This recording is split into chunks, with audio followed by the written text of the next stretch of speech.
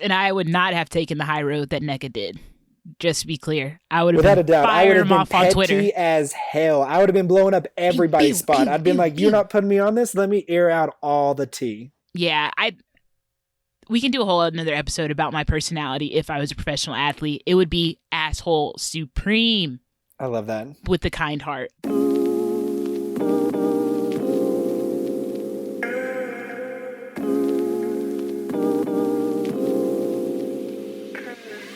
Welcome to That Can't Be Right, a podcast about exploring structural wrongs, cultural oddities, and wild opinions. Frequently all three. Today, definitely all three. I am your host, Ryan Rogan, and today we're talking about the 2020-2021 Olympics. Not sure what the correct branding is, so I'm going to commit to saying that every time I refer to this competition. And you might think, oh, Ryan's going to talk about how we shouldn't have these Olympics because there's a new variant and only 10% of the Japanese population is vaccinated. That can't be right. Not the focus. Or you might be expecting me to talk about how the Olympics are a financial disaster for the cities that host them. See Athens, see Montreal, see Tokyo. Also, can't be right. Not the focus of the discussion today. Today, we're talking about women's basketball. Again, y'all know the deal. As a retired high school athlete, I'm only doing this podcast until I have enough money to bring back the Houston Comets. But talking about women's basketball as a whole, Team USA announced their roster for the 2020-2021 Tokyo Olympics. And despite my trepidation about having this competition, I was very excited about what I thought was the very likely reality that my friend Nneka Ogwumike would be on the roster.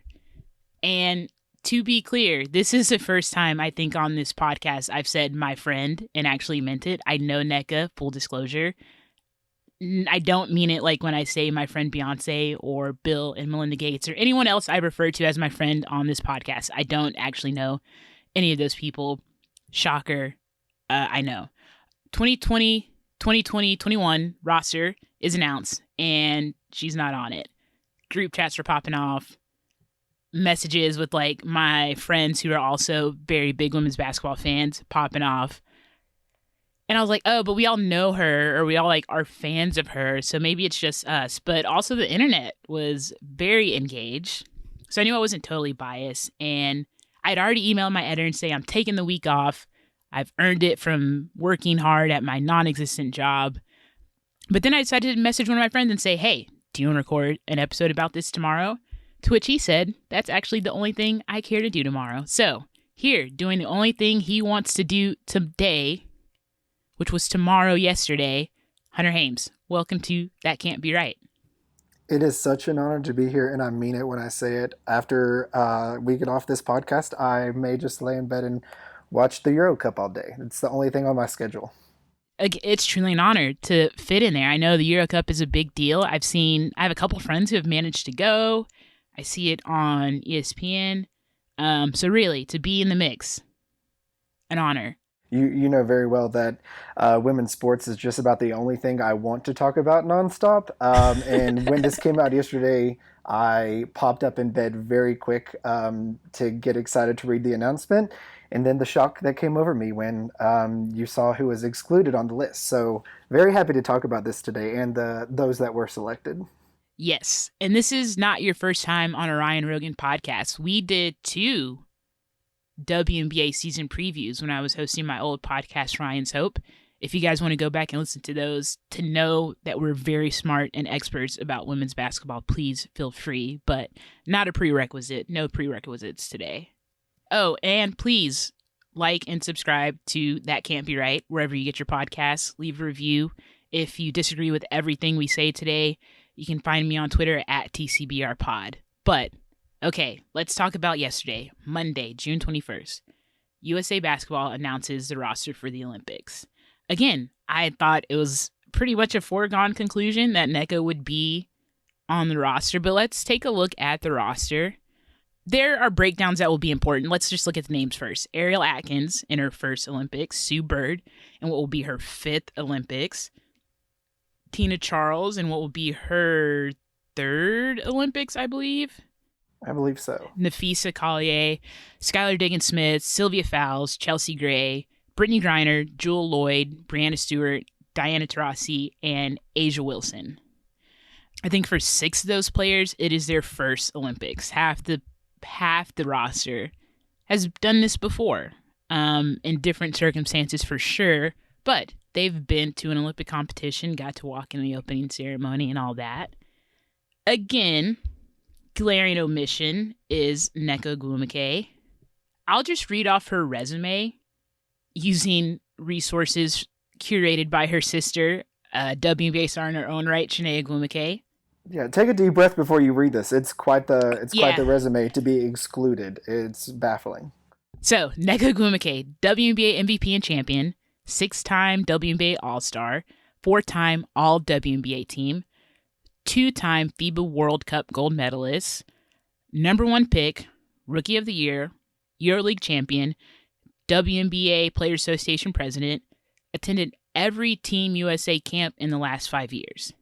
And was the leading scorer for that team last year. Yeah.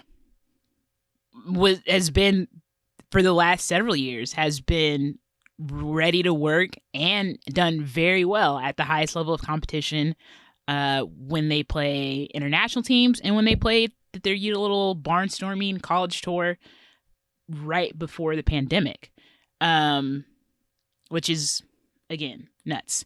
So you remember that clip of Isaiah Thomas in The Last Dance where he's like, I met the criteria to be selected and yes. I wasn't?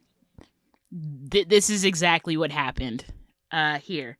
Let me read. Oh, you go ahead, and then I'm going to ask you a trivia question. Oh, no, that's great. I love trivia. First off, I'm excited about that. I was going to ask you, if you were starting, I mean, I think we can start by saying, like, it's pretty impossible to pick 12 players to represent the United States. Like, we are blessed with, like, a wealth of the best players in the world. So it's already a hard job, I think, for Dawn or whoever the coach is for each cycle. But I feel like every year you start and there's like 3 or 4 players where you're like, well, it's for sure these girls, and then these other like 6 or 8 positions are up in the air. Nneka on this cycle was one of those players that I was like, without a doubt. I thought her, Asia Wilson, Brianna Stewart, and probably DT. Just because based on everything else, I was like, for sure those players are going to make the roster. I mean, there's other players. You're like Brittany Griner. Definitely I can see her on there. I wasn't shocked to see Sue Bird. But I mean, was Nneka not within the top 2 or 3 people that you're like an automatic selection on this roster? That's what we're going to find out. Because she was for me, and I feel like she was for a lot of people. I saw a few people respond to the announcement that they were going to announce a team. And they're like, okay, here's who I have at these spots. And Nneka was on a couple of those lists. So we're not the only ones. But okay, are you ready? Tell me what this list of players has in common. Tamika Catchings, Asia Wilson, Brianna Stewart, Tina Charles, Diana Taurasi, Maya Moore, and Elena Delle Donne. Are they all MVPs? All MVPs, all Rookie of the Year, all Olympians. All number 1 draft choices too? I would have to go back and look, but I believe so. The only person I'm not sure about is only people I'm not sure about are Elena Delle Donne and Tamika Catchings. Because I think Elena was 2 that year. I think it went Brittany Griner, Elena Delle Donne, Skylar Diggins that year. Right. And then let me look up Tamika Catchings. But all of those players, Rookie of the Year, MVP, Olympians. The only person who is Rookie of the Year, MVP, without an Olympic spot is Nneka.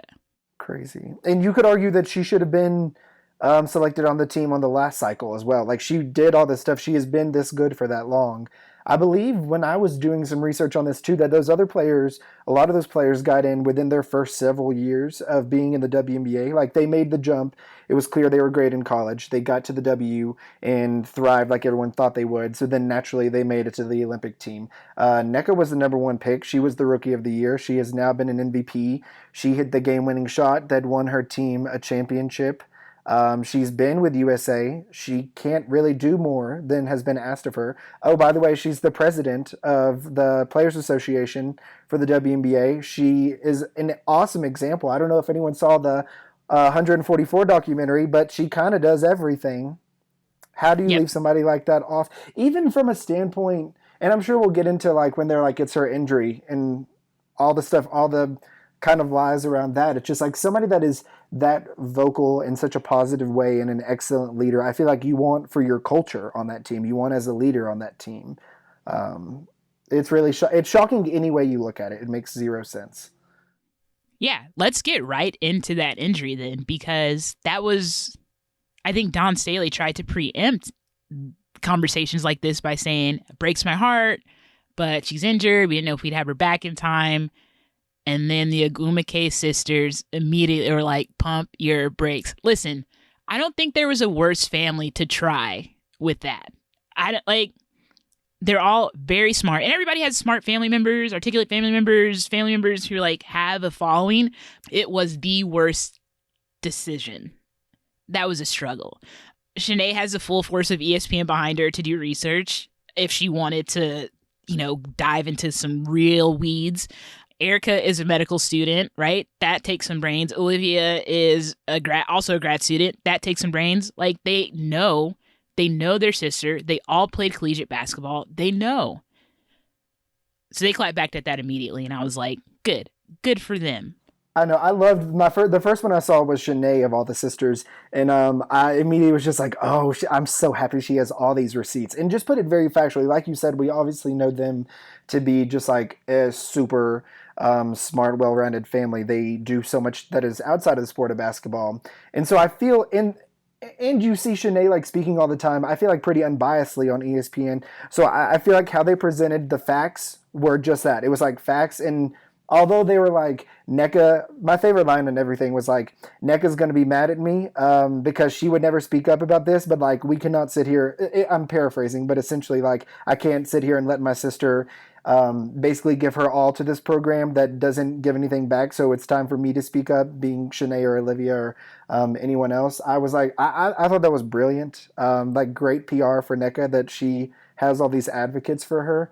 But then did like, even personally, like her family speaking up, saying like what all she has done, how the timeline doesn't fit, just even more brought questions in my mind of like, what is happening behind the scenes over at USA? And I mean, this ties in so well with how, I mean, there are certain women's sports things that keep me up at night. Will Serena Williams win another Grand Slam? Like, I pray for that daily. Yep.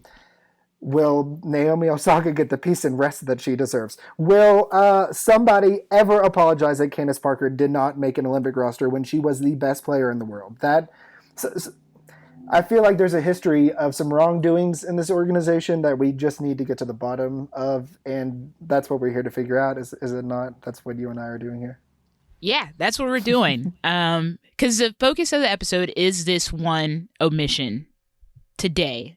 And we can talk about other players that definitely deserve a shot at a roster spot.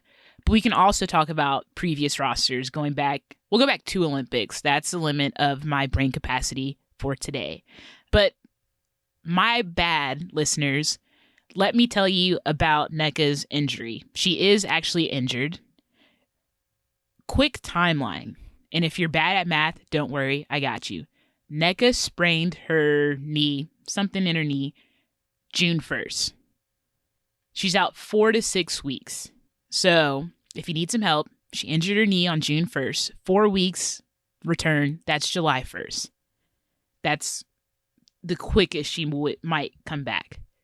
6 weeks would be July 13th. WNBA All-Star game, which is Team USA versus WNBA All-Stars this summer, is July 14th. Team USA doesn't play their first game until July 27th. So that's almost 8 weeks of recovery. And to be certain, like, it's not that they even need her to play in those warm-up games. Like, they know Nneka's ability. So they could easily just put her in some minutes there to get warm and, like a refresher to get geared up for the Olympics. But it's not like they need her to come in and play 35 minutes in those tune-ups. Right. Nobody on that roster is playing more than 20 minutes probably. They're the cream of the crop, all-stars, Olympians, literally. So my thing was, why not just name her to the roster, and if it comes out that, oh, she's not going to be able to make it. She's a professional. She knows her body. She knows her limits. She works with a world-class staff, has all those resources available to her. It's very easy to say, man, I'm going to sit this one out. Or say, I'm going to push through. Like, she's an adult. And they have alternates for these teams. So in case something like that happened, even if someone were to get injured in these tune-up games that we're talking about, they have alternate lists. I would love to see that list, honestly, right now. They haven't released that, have they? I don't think so. I've only seen, like, the 12, right, that they named yesterday.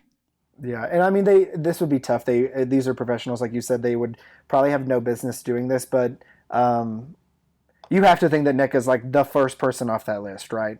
I think, and I don't know if I would take their call if they called me at this point. If I was Nneka, and we're friends, let me not be Stephen A. Smith, Jalen, whoever, who always like, KD was texting me and he said he hates chicken. Like, I'm not going to speak for her. I'm not going to put any words in her mouth. I want to make that very clear. I'm saying if I were someone who has played at the level I've played at for the last decade, and y'all haven't given me a call, and y'all are giving me a call now after everyone calls you on your BS, I don't know if I'm answering the phone. No, I get that. And that's what that's Candace did in the last one. She was like, I don't even want to be considered for this anymore. Y'all like did me wrong for the last time. It's been real. Like Candace probably could have made this roster if she had still been probably a part of that. Yep. And I don't know. I've even started to wonder, like, Nneka's 30 right now. I guess the next Olympics would be 3 years from now. So it's I guess not as long of a turnaround because of the pause. Because I got to thinking, like, this is now 2 cycles where she's kind of in her prime. And you hate to say this, but like, is 33, 34 out of somebody's prime?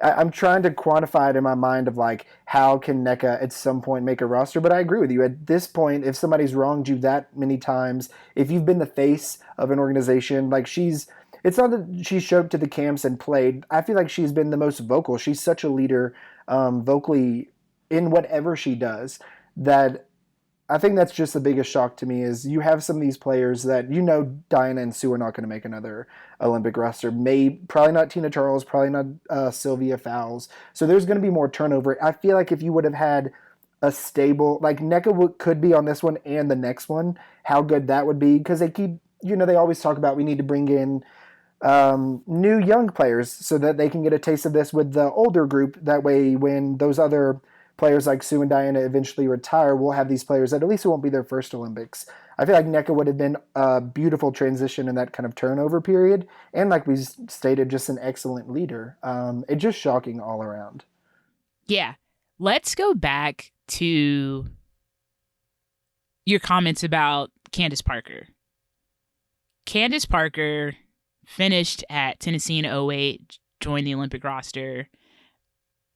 2012 on the Olympic team, 2016 not selected. If I remember correctly, didn't really get a heads up, or if she did, they told her like, hey, if you want to say this or like kind of use this excuse, and she's like, no, I'm not saying anything. Y'all aren't gonna play me. She had already done, promotional photo shoots and video shoots, and like before one of the games, like a clip played with her in it, and she was like, not me. And she removed herself from the process, and that was,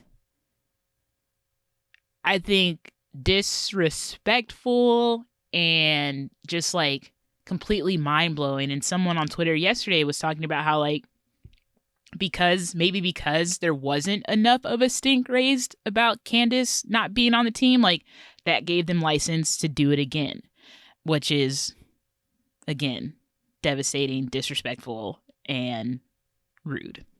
No, I remember when that happened. It was just shocking. Like we said, I feel like there's a list of people every cycle that you're like, it's for sure these players. The other ones can be like ambiguous, throw in X player here that's going to fill this slot. Nneka just seemed like the right fit for this one. And as we kind of also mentioned, I feel like she's above like getting into all this. So maybe like Shanae with the power of ESPN, you with the power of all your podcast listeners, like for 2024, I think we need to put some people on notice. and really get the selection committee. Maybe they should put the power in the hands of the people. Maybe it should be like a popular vote. I don't know. The other thing is, I mean, you look at this roster and it's a great roster. It's so hard to be like, this player shouldn't make it. Nneka is better. It just felt like the time that Nneka should be given her roses. Like, she's worked hard, she's done all this. And so, not to take anything away from the players that were selected, it just felt like it was her time, and maybe not some of these other players that were selected. I feel like is the hardest part of this. It's not like I can look at anyone on this 12-woman roster and be like, Nneka is light years ahead. They're all just so good that you can kind of make an argument for all of them. But then you look at just the everything that she can bring to that program, to our Olympics, and it hurts and it stinks. And then to see I think I read a stat that had said no Stanford player has been in the Olympic roster since like the 80s, I feel like, or early 90s. It was shocking to see how many All-American and best players that they've had year after year in college, and then to see that they have not had an Olympian since, I want to say maybe 94. Now I'm kind of blanking on what that stat was. I think I saw that. I think it was 96. I think it was the last year Tara Vanderveer coach. And it hasn't been anyone since. When looking for the reasons of why this hasn't happened, when it happened to Candace, you kind of looked at that roster and you're like, it's very heavy towards a certain university. Maybe the head coach had something to do with it. Then with Dawn here, I was like, Dawn's about to come out and pick her best players. I feel like she was super high on Nneka. I have mad respect for Dawn. And I also feel like she's somebody that's like, here are an organization and their rules, but like, I'm my own person. I know basketball. I'll do what's best for our team. And without a doubt, I thought Nneka was going to make this team.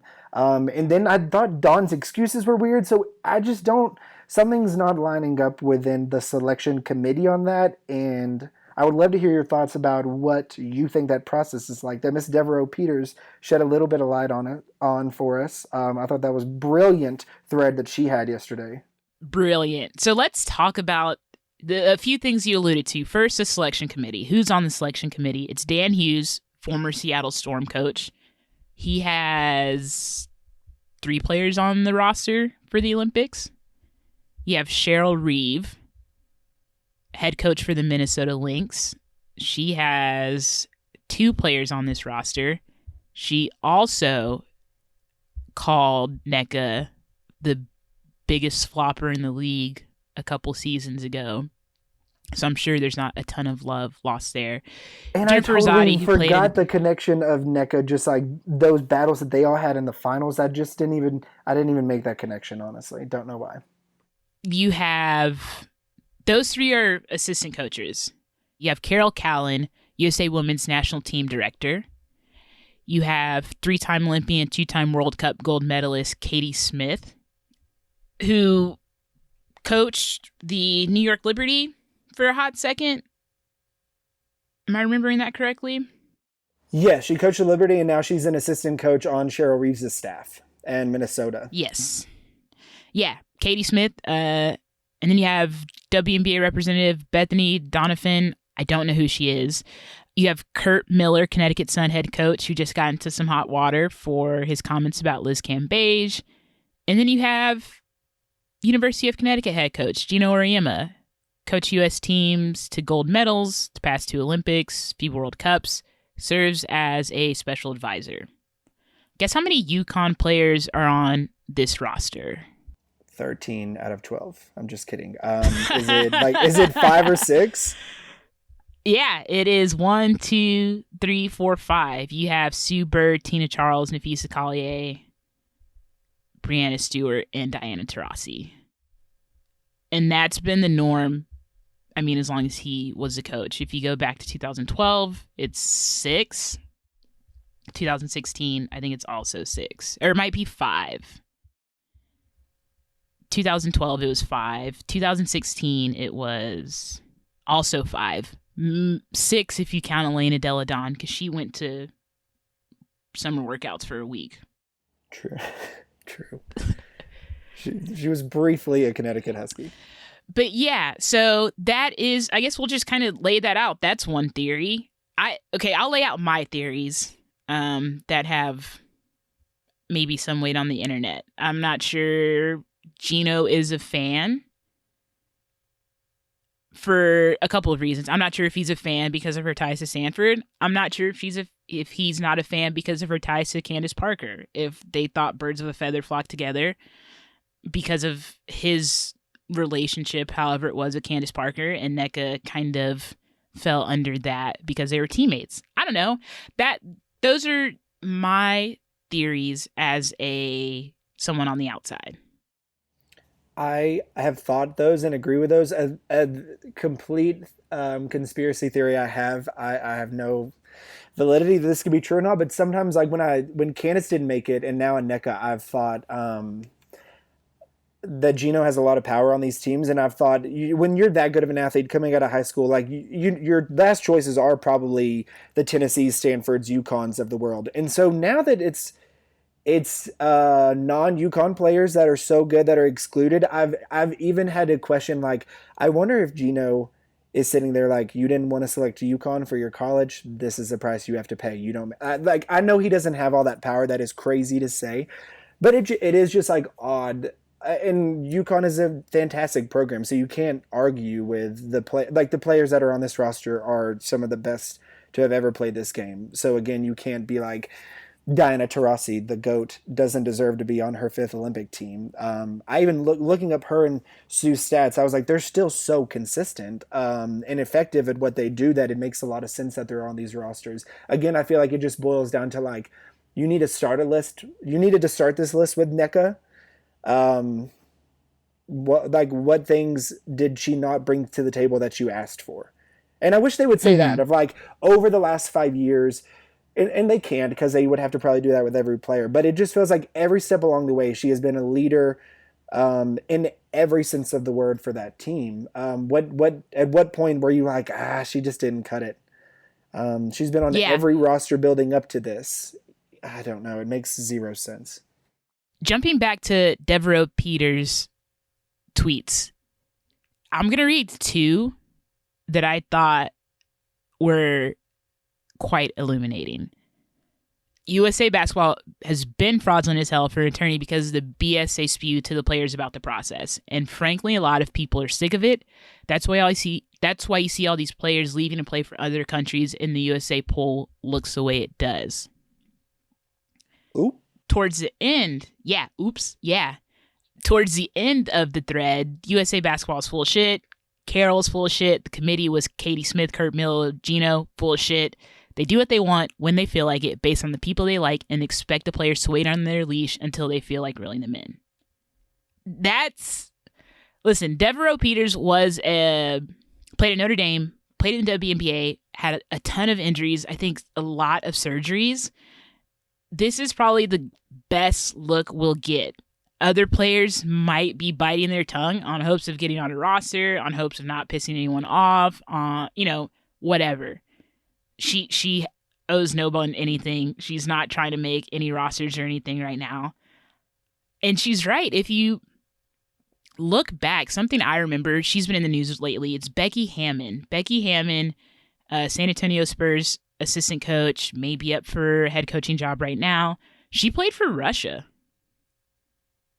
up until 2012 because she wasn't getting invited to the USA training camps. And Ann Donovan, former Seattle Storm head coach who passed away a few years ago, gave her a ton of shit for it. And it's like, well, what do you want me to do? I want to play at the Olympics. They'll let me play, and I'll become a Russian citizen. So when I play overseas for Russia, I make way more money. And it's not like she wasn't just not making the Olympic roster. They weren't even inviting Becky to the camps, I don't think. But there's always been that history, like you're talking about, of certain players that you're just like, how is this? Courtney Vandersloot is an example to me that I'm like, how is she, like, she is an American, right? There's nothing, I'm not missing any glaring thing here of like why she's never been invited to these camps. No, not that I'm aware of. Christy Tolliver, she played for Slovakia. Lindsey Harding played for like Belarus or something. Because they're not making the rosters. They're not making the team. There's only 12 spots plus alternates, right? It's tough. But if there's no transparency about the process, why even wait? Why not just take your destiny in your own hands and go play? Exactly. It's And still a now trip to the even with Olympics. the 3-on-3 team happening, you kind of have to look at it like you get 16 players that can technically you have 16 USA basketball players that can make an Olympic team because the 3-on-3 will get 3 players and they get that one sub. I don't think alternates go with a 12 women team. I don't think they get to actually go to the Olympics. But even that, you have to think you have 16 players and the 3-on-3 is a different skill set. But you have 16 players, you would probably look at like the best 16 you have in the league. Even looking through that lens, and again, 3-on-3 is a different beast of its own with just the physicality of it, how in shape you have to be. Nneka fits that. I saw someone yesterday be like, maybe Nneka can get on the 3-on-3 roster, and then somebody replied on Twitter, no, there's actually like a point system that you have to qualify for. Nneka couldn't even at this point. If they wanted, if maybe fans or people were so angry yesterday that the Olympics wanted to be, USA Olympic team wanted to be like, let's put her on the 3-on-3 roster. I saw multiple people saying that that's a point system. She couldn't make it there. So you have to think there's even Because more opportunity now. Yeah, and she can't make that roster because she spent so much time in the Team USA camps preparing for 5-on-5 full court Olympic basketball. Woo! Okay. That's the selection committee. That's the issues. I mean, that Candace Parker we talked about had a similar experience 4 years ago and said, I'm done with y'all. That's a wrap. Even looking back at the 2012 roster really quickly, because someone brought this name up and I did not remember this woman at all.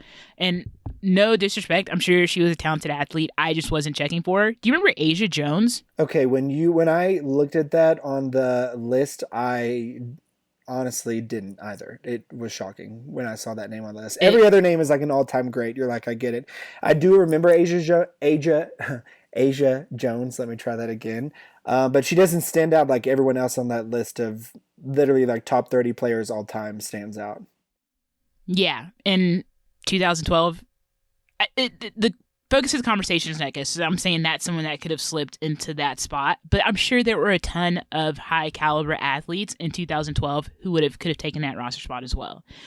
But let's look at the 2020 roster really quickly. And I know you mentioned at the top, like, these are all very talented athletes. No disrespect to any of these athletes. They are in the WNBA, which is one of the hardest leagues to compete in. There's only 144 roster spots.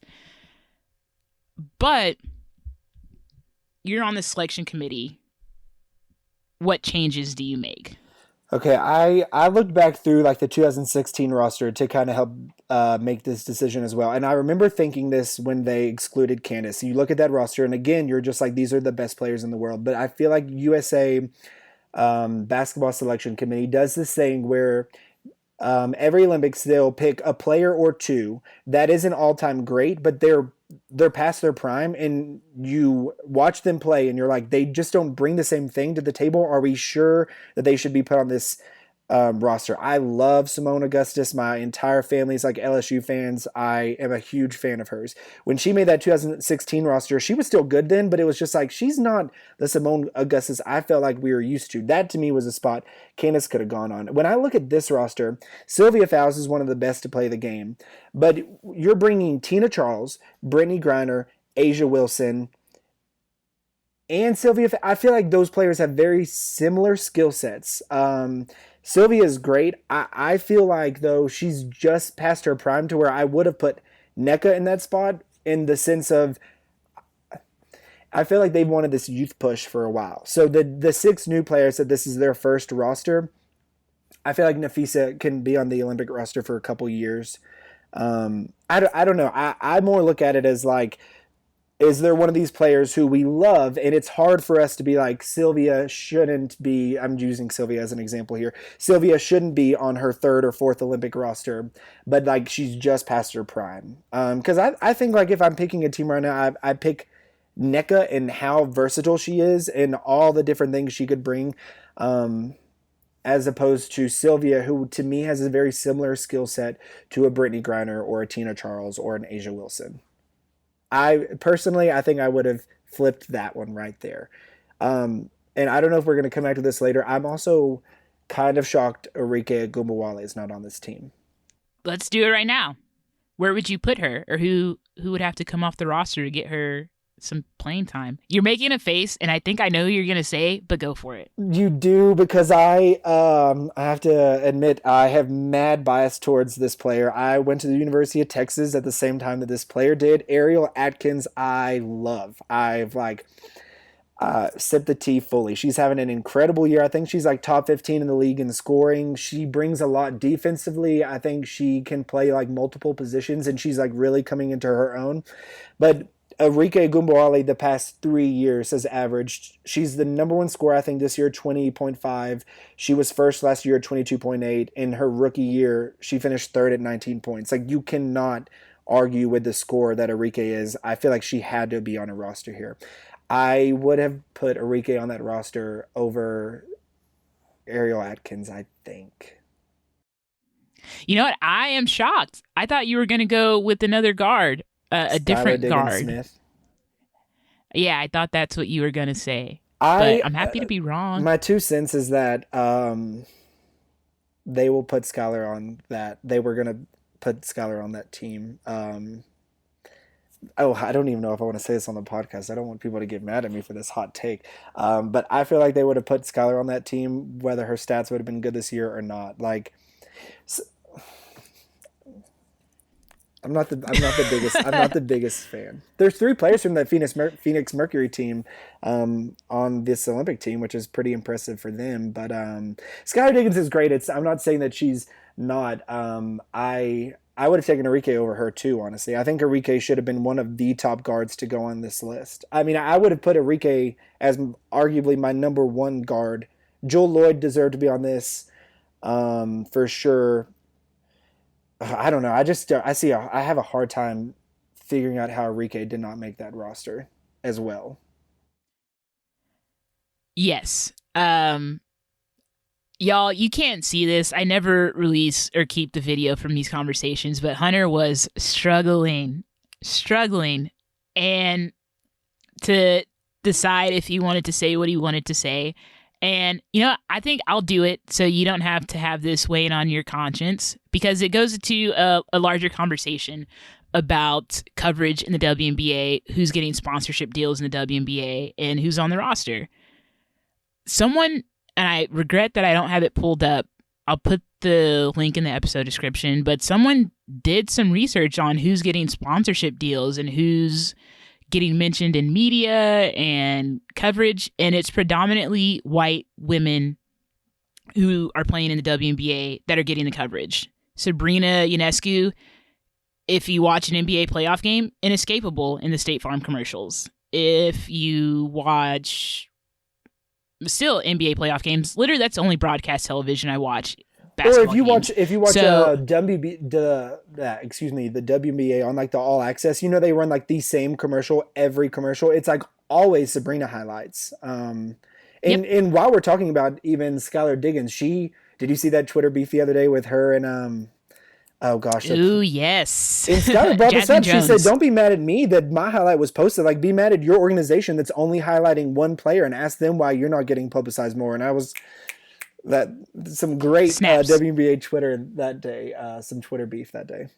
Yeah, so my point is that they're just talking, like, let me take a step back. WNBA is, 80% Black or women of color. So much of the coverage, so much of the ad time, so much of the highlights are white women. And Skylar Diggins Smith is not white, but Skylar Diggins Smith is traditionally beautiful. She meets the stereotypes, not stereotypes, but meets the expectations of what the male gaze calls beautiful. So she also gets a lot of attention. And that's not to take away from her game. She's a great player, great at Notre Dame, great when she was with the Wings, great with Phoenix. But those are, I won't say the facts. That's my perception.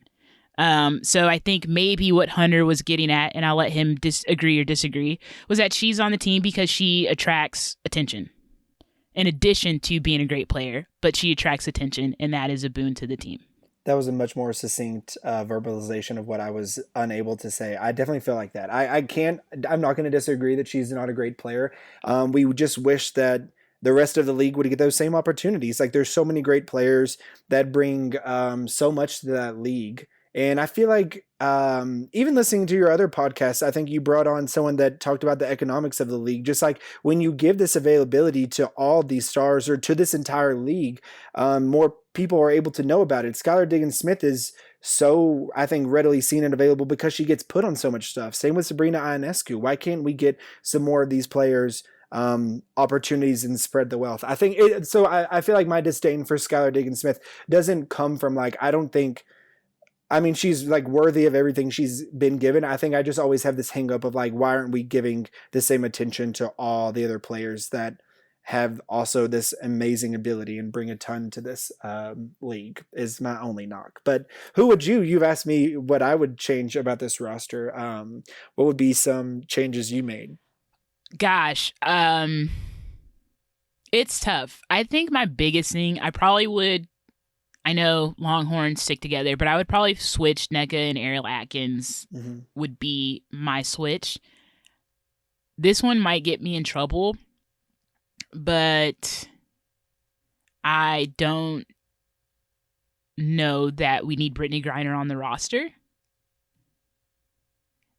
Hunter made a face. I don't know that we need Brittany Griner on the roster. Brittany Griner is a great basketball player. I think with Asia Wilson, Sylvia Fowles, Nafisa, and Nneka. And Tina Charles, you're fine without Brittany. I would have to look at the stats, but I think at least Sylvia out-rebounds her. Whenever I think about that too, I think you and I have talked at length about Brittany Griner, what we might believe her capabilities are versus what actually happens on the floor. And when I start thinking about it, I just think of how I think she really kind of can be a compass for a defense at times. Like I think of Sue and Diana, who are super high efficiency on offense. They're both like very high 3-point shooting percentages. They're great at getting assists, but you don't look at either of them, especially at this point in your career, and say they're going to be a lockdown defender. So sometimes when I see like a Brittany Griner on a roster like this, I'm like, they need her for that like defensive presence that she can bring into like alter shots. But then you got to think too that we're going to play, you know, the Cam Bejas of the world and Emma Meesmans, who are like really good posts that can kind of spread the floor too. Elizabeth Cambage, I feel like her and Brittany Griner have always had good matchups. So sometimes I wonder if the coaches are factoring in the matchups as well. But I agree, even when the USA dropped this roster yesterday, I think how they announced it was like the 6 guards and then the 6 bigs. And we've kind of talked about it multiple times here. I don't know if you need that many bigs. Like that doesn't make a ton of sense to me. Having all those players with very similar skill sets, and they're all so good, like greats, MVPs, Rookie of the Year. And like we said, it's just a hard roster. Any way you look at it, any year, even Asia Jones, when you go back and kind of be like, who's going to be the one player of this year's roster that may not make a roster again, you have a hard time, I feel like, looking at that list and not thinking it won't be Ariel Atkins. So like, even when thinking like Nneka should have that spot, because I could see Nneka on another roster, even at 33 or 34 years of age. I'm not saying that I don't think Ariel's going to have like a great career, but some of these players, just the longevity and consistency of what they do, I think you can trust a little bit more, or put a little bit more stock in that. Ariel's been really great since she's gotten in the WNBA, but I think she's still always been like the 3rd or 4th best player on the team she's played on. If Elena Deladon came, I think she's the 2nd best player this year behind Tina Charles, who's having an MVP season for the Mystics. If Elena Deladon came back though, like immediately she goes to the number 1 spot of that. But what I like about Ariel Atkins, even though we both kind of said we would take her off this list, she's such a phenomenal player, and she gives me like a Tamika Catchings, I'm going to go in and be the glue player for this team thing that I really think all these teams need. I see Nafisa kind of like that as well, though, where you can put them in to be just like a dog on defense. And, oh, by the way, they're pretty good and they can kind of put up their own shot on offense. I agree with a couple things you said. One, which we hadn't talked about, was like, these players are the best on their teams, right? top two, but there's only 5 teams represented, which is kind of crazy in a 12-team league. But if Elena Delle Donne was available, is she on the roster? Is she part of the conversation? Which kind of leads me to where I want to go next. 2 things. My favorite part of the discourse yesterday was someone calling Sue Bird and Diana Taurasi the dinos. I was like, oh, guys, that's so mean. But also hilarious because Diana Taurasi said in 144, "Can't old people dream too?" or "Can't old people have dreams?" Yeah. Which was hilarious. And I do notice that neither one of us took them off the roster, which I think is where a lot of people go first. But it's hard to say if they're still competing at this level and they want to go to the Olympics, like, you got it. So that's one thing. 2, if Elena Delle Donne was healthy, where does she fit on this roster? And if Maya Moore was still playing basketball, where does she fit on this roster? Isn't that crazy to think about that? Like, we have 2 of the best players in the whole world that are still not even on this team, and we're probably going to win a gold. Elena Delle Donne would for sure have made a roster. When I was doing some research for this yesterday, I came across somebody put together just like all the times that Dawn Staley has talked about since she's been the head coach of this like training block, which player she's mentioned the most. And so essentially that piece I was reading was like, who are the players that you could kind of for sure look at this, and if they were healthy, they'd make the roster. Elena Delle Donne was like, Elena Delle Donne, Asia Wilson, and then Sue and Diana were the ones that Dawn Staley has just consistently said, like, these people are the face of this and our team is built around them. Elena would have been on this team without a doubt. I see, how can you argue with Maya Moore? I mean, I miss her playing so badly. I wonder if she's ever going to come back, but she would have made this roster for sure. When she was on those Olympic teams, like, speaking of like somebody that just represented and was the face of that organization, even when she was one of the young ones on that team, it felt like it was Maya's team. She just kind of has that aura about her. But where? Who's getting the boot if Elena and Maya are back? I'm putting you on the spot. You really are. Okay. If Elena's if Elena Delle Donne is on that team, her and Stewie bring very similar things. You know who else we haven't mentioned much is Chelsea Gray and Jewel Lloyd. I would be curious to hear what you say about that. Anyways, I would take, oh, I'm sorry, Ariel Atkins. I love you. Hook 'em forever. I would take Ariel Atkins off that team, and Maya Moore goes in that position. She's just better at like every part of the game. And then even though I love her and I think she'll be on the next Olympic rosters too, I still would take, I think, Nafisa off and put Elena Delle Donne. So yeah, Elena Delle Donne how do you match up with that? If you put her, Stewie, and then like any one of the 6 bigs that they put on that team, like let's just say Stewie, Elena Delle Donne, and Tina Charles on the floor at once, like who seriously can guard these girls? And I think that's the blessing of riches, or like the problem. Like, we just have the U.S. has such a very talented, very deep pool of players to choose from. So you mentioned like Chelsea Gray and Jewel Lloyd. We didn't talk about them a ton. I love Chelsea Gray. Chelsea Gray had like a pretty quiet college career, dealt with some injuries, pretty quiet when she started in the WNBA with Connecticut Sun, came to LA in time for that. She might have joined this team the year before the championship season, but like was so fun to watch watching her play with Candace and Nneka. I don't know.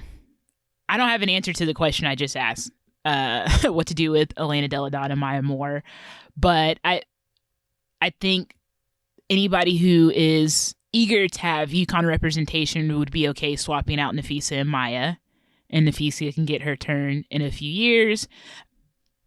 And then in terms of Elena Delle Donne, probably the same, Ariel Atkins, or maybe even Chelsea Gray. I don't know. I know Chelsea typically runs a point, but you have a ton of people who can do that. You have Sue, you have Jewel, you have all these bigs who can bring the ball up the floor. So, or I say bigs, tall people, kind of positionless players who can bring the ball up the floor. So you'd be okay. But let's talk about one last thing. We mentioned it early, talking about the selection committee, who's on the committee, a lack of transparency. Do you have any ideas or recommendations on how to make this process more transparent, whether it's the communication, whether it's a point system like the 3-on-3 uses? Is it changing the committee? What thoughts do you have? Yeah, I mean, I'll say this. I obviously love Don Staley as a coach. I think Gino's a fantastic coach. So it's hard to be like, to want to take some like form of like power or oversight from these people that clearly know what they're doing. They're super successful. But then you even, I follow the China Smith or Michelle Vopel, these commentators for ESPN or women's basketball in the broad spectrum that are also just baffled by the NECA of this year. And it kind of made me start thinking, like, I wonder if there was a way, because the UConn thing, where I always come back to, like, yeah, it's Gino's going to want more UConn players on there. Like, why is that not great? That's incredible recruiting to be like, look at the Olympic roster. If you come to our school, you've got a 50 chance to make an Olympic roster every year, because we're going to fill that thing with half of our alumni. So it's kind of a recruiting tool. I think either way you look at it. So I hate to say, like, take some of that power out of those coaches' hands, but I feel like they're just somehow like an unbiased board. Like, Dawn Staley can coach it, sure, but like, should she be the one that's helping? I don't know, but then you want her to be able to help make those selections. It's going to be her team that she's bringing. Don't you want her to be able to help with that? There was even, kind of while talking about who should be in charge of this, there was a couple South Carolina players that were in the pool that are good players and they're in the WNBA, but like Tiffany Mitchell should not have been in the pool for this. I hate to say that. And she's a great player, but if you think of like top 15 players in the league right now, I don't know if she's that. Was she just in that pool for a South Carolina standpoint? Who knows? Definitely not me. So I don't know, Ryan, maybe you incredible podcasters could do it, and it could go to like a popular vote.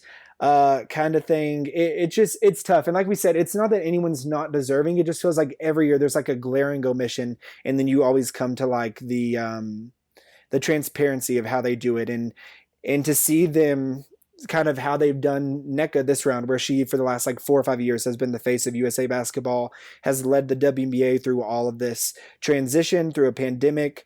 It just more hurts. And I think like when we speak so passionately about this, it more comes from a fan perspective of just like, we love these players. They clearly work hard for this.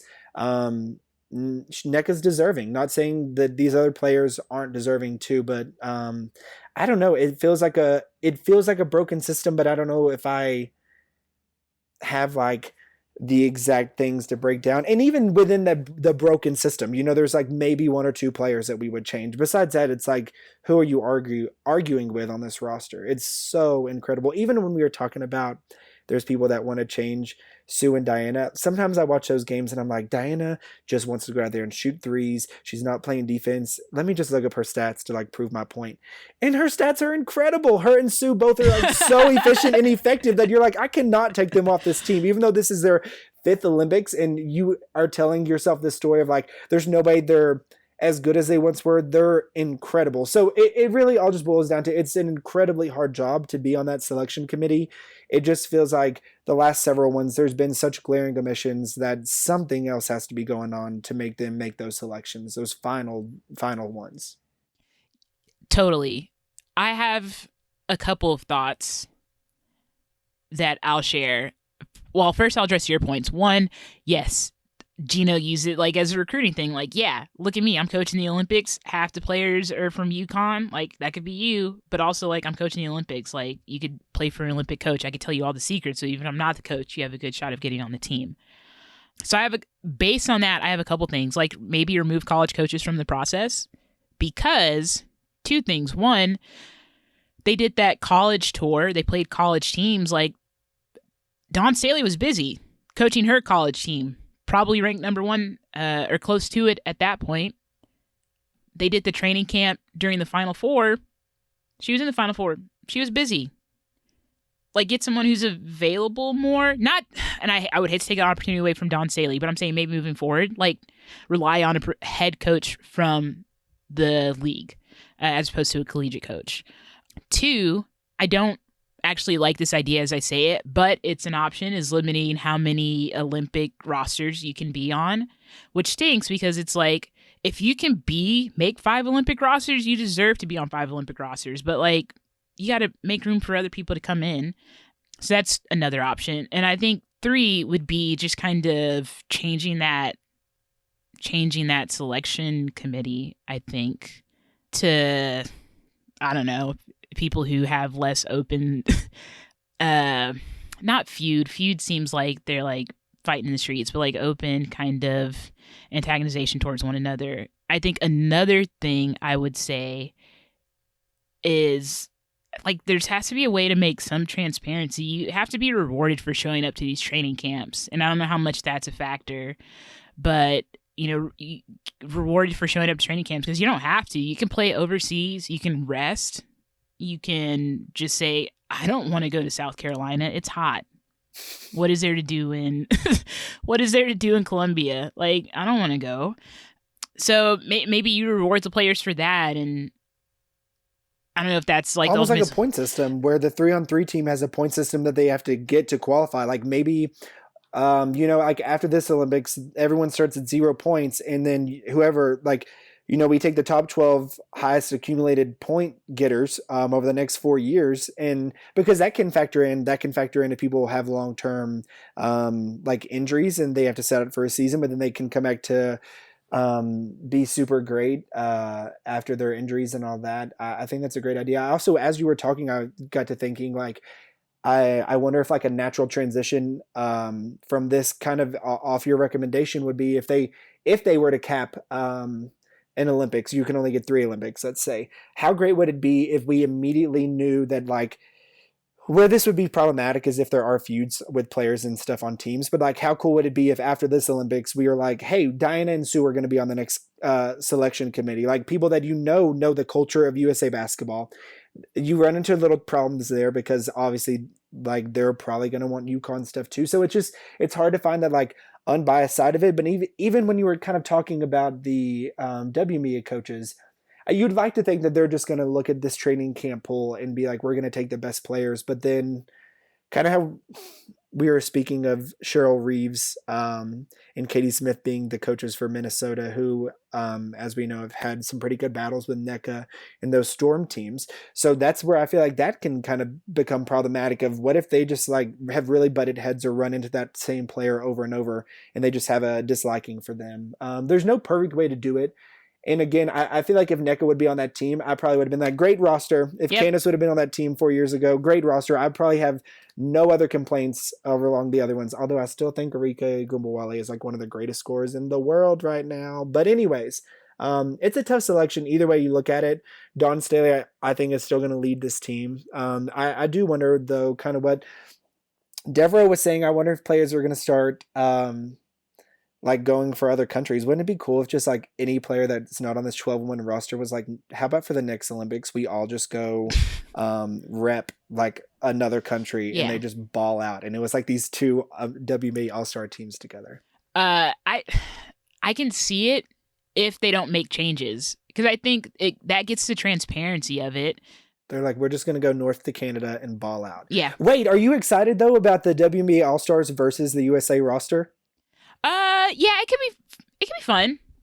I want to go to Vegas. If anybody wants to bankroll that, sponsor that trip, and is listening, I would totally be down. I think it could be a fun game. We'll see how the voting shakes out. Oh, and let's talk about that really quickly. People are like, vote for Nneka, get her in the All-Star game. I'm not voting for Nneka in the All-Star game. Nneka. For what reason? It's like it's a consolation prize almost, and it's like, man, just let her start her Olympic break. Let her live. Be free. I'm not voting for Nneka. I'm not voting for her on the days where votes count as 2. I'm not voting for her on days where it's just 1 vote. Let her start her break early. She's done enough for the WNBA. Don't give them the storyline to promote.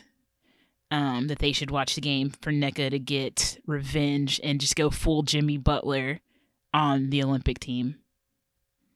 It would see. That's true, because we already know, if you know Nneka, you know she's good enough. She doesn't have to do that to like prove her greatness. So we don't need to see that. Like it would be too much. Maybe. But I think that could be a really fun game. There's so many other good players that are in this league that I feel like could make that. I mean, when USA got beat, wasn't it Oregon, the team, or Oregon State that beat Team USA? It could be interesting. It could be good. Yeah. It's going to be a great team. There's a ton of players. Enrique's probably going to show out. Like, who else? Enrique would be the one, because we've talked about her a lot. I would be very interested to see who are some. Courtney Vandersloot, Diamond DeShields, Courtney Williams. Candace Parker will be on a all-star roster, even though she's not on the Olympic roster, and she will definitely ball out in that game. Yeah, Ionescu. Like, there's a ton of. My brain is working again. There's a ton of players who will be very eager to start making their case for the next Olympic roster, like in addition to playing in the regular season and going to training camps and stuff. But that's all I have. I think we've addressed the issue, like Nneka should be on a WNBA roster, and just to reiterate, because it bears repeating, like everybody on the roster is very good. Very good. And maybe their resumes will one day look like Nneka's, but hers looks the way it does now. It's long. It took me 30 seconds to read earlier. She deserves to be there. They can earn those accolades, those accomplishments, and be on the roster next time around. But good luck to the team if the Olympics happen, which I'm still not sure about, which is a very important part of this episode.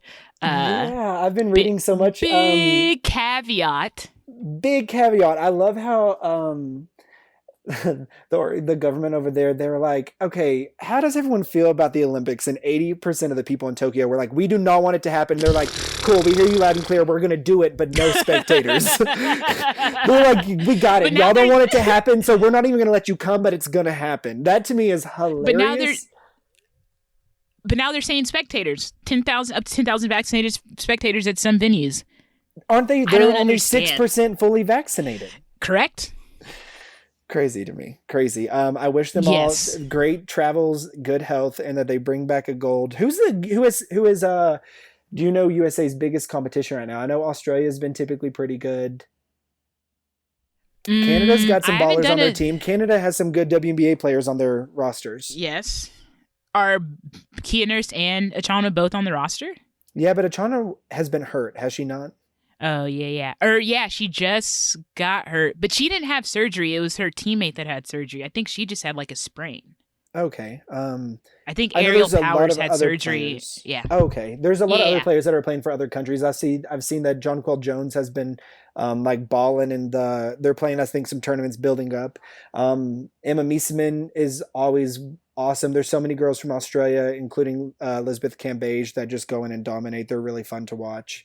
There's that girl from Stanford, actually, speaking of Stanford Olympians, tall, really good shooter. I feel like she's on Phoenix's team as well, now that I think about it, but she's on Australia's roster. So it'll be all really fun to watch. We wish them nothing but the best. And yes, I don't know.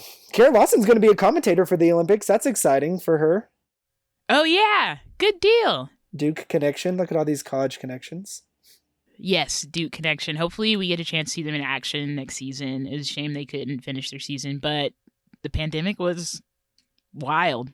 And that's probably a very difficult situation for a first-year coach to find themselves in. But y'all, that's it. Like I said, we've identified Nneka being on the roster, maybe some changes we can make to future selection processes, and we've made some changes to the roster if we were in charge. If you make those changes, you do owe us royalties, Team USA. So just keep that in mind. But that's it for this episode of That Can't Be Right. Again, if you liked this, leave a review on Apple Podcasts. If you didn't like it, you can fight me on Twitter at TCBRPod. If you want to fight in person at the WNBA All-Star Game, I will send you my TSA pre-check number, so we can have a good time. But Hunter, thank you so much. Any last words about basketball right now? It's super exciting. After a year of pandemic, I'm just really excited that we get to watch any form of women's basketball, any form of basketball, period. Thanks for having me on. It's always a pleasure to chat with you about where your future should have gone. I mean, you were a standout high school athlete, and I think if cards would have played out differently, we would be talking about you on this roster. So just thank you for including me in this conversation. Yes, and I would not have taken the high road that Nneka did. Just to be clear, I would have without been a doubt, I would have been off on Twitter petty as hell. I would have been blowing up everybody's spot. I'd been like, "You're not putting me on this. Let me air out all the tea." Yeah, we can do a whole another episode about my personality if I was a professional athlete. It would be asshole supreme. I love that. With the kind heart. But y'all, that's it. Enjoy the rest of your week. We're out.